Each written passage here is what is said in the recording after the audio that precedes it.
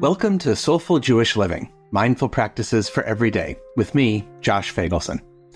I'm grateful you're here, and I hope you benefit from our time together.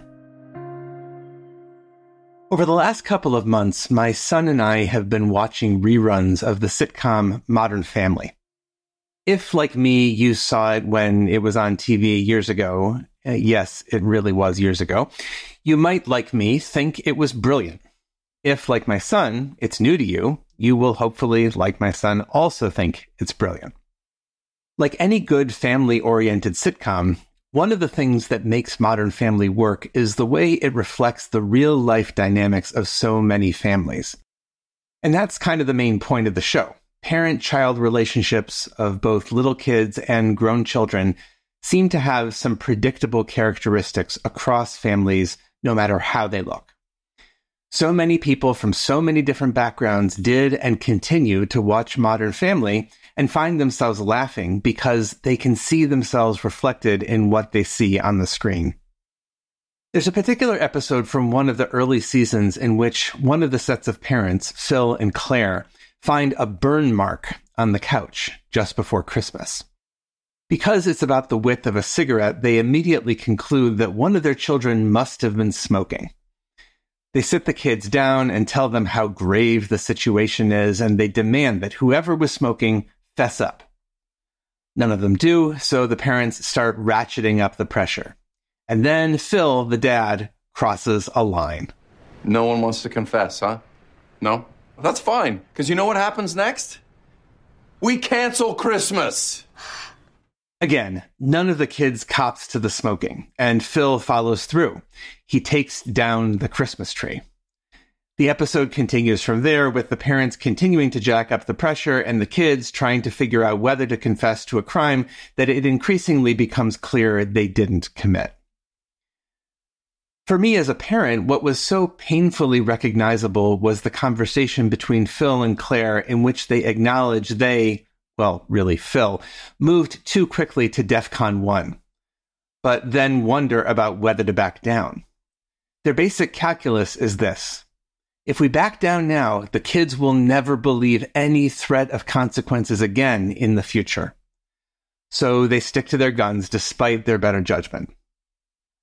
Spoiler alert, it turns out, of course, that it wasn't a cigarette burn at all, but rather a burn caused by the sun refracted through the star on top of the Christmas tree.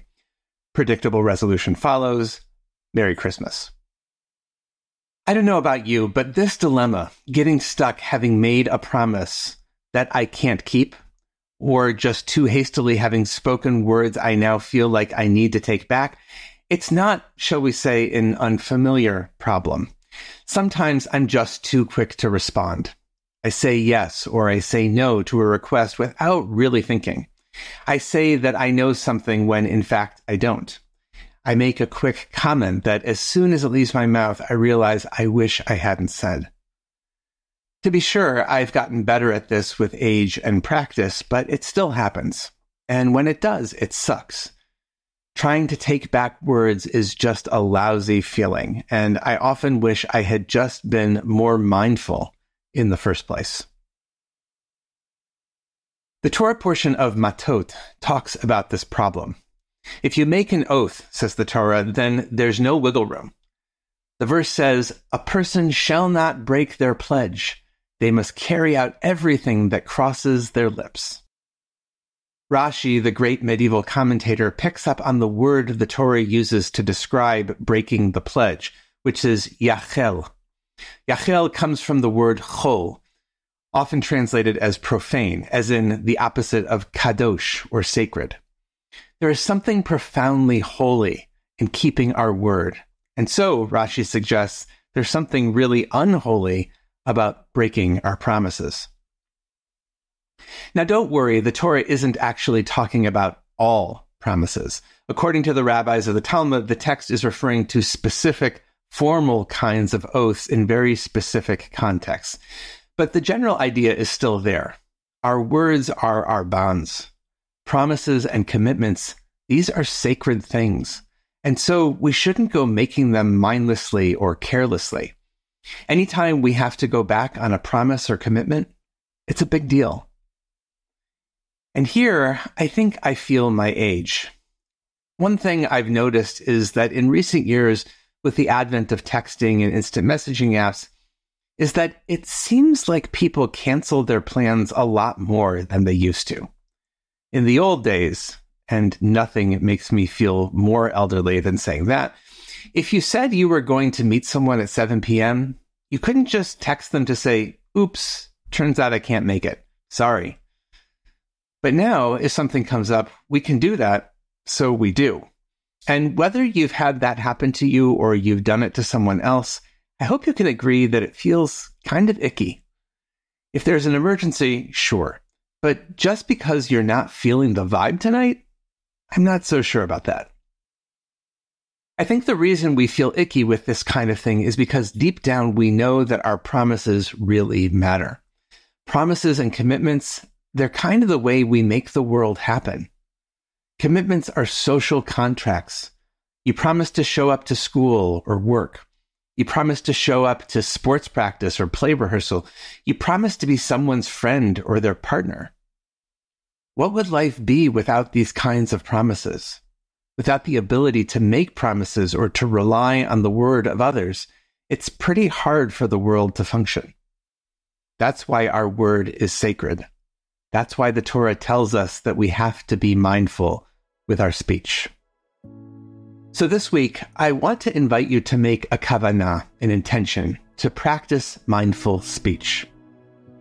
In Hebrew, we call this practice shmirat hadibur. There are lots of ways to practice it. Begin by taking a sticky note and just writing mindful speech on it. Put it up on your bathroom mirror so that you see it when you get up in the morning and when you go to bed at night. Then during the day, try to pause before you speak, just a little more than you might normally. If you're on social media, see if you can take an extra beat before you post. If you're making a promise or commitment, maybe ask yourself, is this a promise I am really going to keep? If you're in a conversation, check yourself if you're about to say something and maybe ask, are these words I'm about to say adding goodness and light to the world or not? Will they do harm to me or other people? Most of the time, we have more time to respond than we might think. Phil and Claire kind of forgot that with their kids on Christmas. But you don't have to. Take that time. Jewish tradition teaches that the world was created through words. And just like creating the world, creating our words is something best done with mindfulness, presence, and intention. Blessings for the journey. Know that I'm on it with you.